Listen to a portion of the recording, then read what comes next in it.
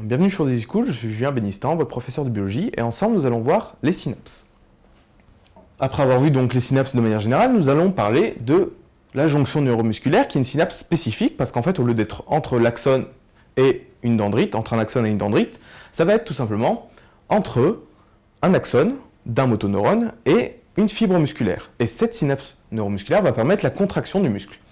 Donc ce schéma décrit grossièrement un ensemble d'axones qui va arriver donc de la moelle épinière par exemple, où il y a les motoneurones, et donc qui va innerver les fibres musculaires et cette structure ici, donc le contact réel entre l'axone d'un motoneurone et la fibre musculaire, ça va être une plaque motrice. Donc ça s'appelle jonction neuromusculaire ou plaque motrice. Les deux peuvent être utilisés. Et donc en fait, le nombre de plaques motrices, il ne va pas avoir une plaque motrice par fibre musculaire, parce que sinon il faudrait une quantité mais vraiment énorme de motoneurones. Donc en fait, le corps s'est adapté et il y a une plaque motrice pour un certain nombre de fibres musculaires.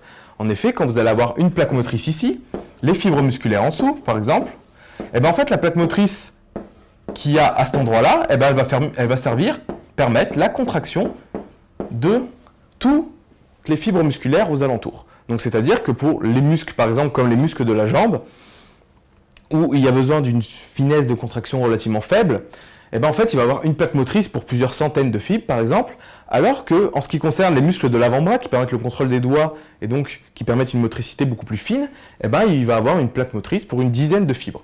Donc le nombre de plaques motrices détermine en fait la sensibilité motrice. Et donc maintenant, si l'on regarde plus précisément au niveau de la jonction neuromusculaire en tant que telle, au niveau de la synapse qui forme la jonction neuromusculaire, eh ben on retrouve encore, premièrement, la partie présynaptique, la fente synaptique et la partie postsynaptique, qui est dans ce cas-là la fibre musculaire.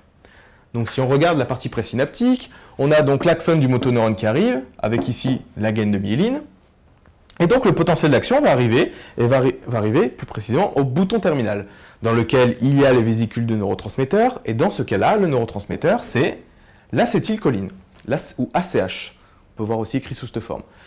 Et donc le neurotransmetteur va être libéré dans la fente synaptique, ici, donc l'acétylcholine va être libérée dans la fente synaptique, et va venir tout simplement se fixer sur, encore, des récepteurs, un récepteur canal, situé sur la partie postsynaptique, donc situé sur la fibre musculaire.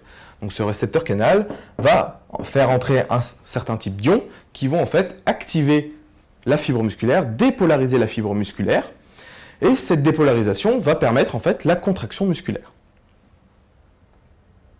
Donc ce sera tout en ce qui concerne les synapses. J'espère que cela vous a été utile. À bientôt sur Easy School.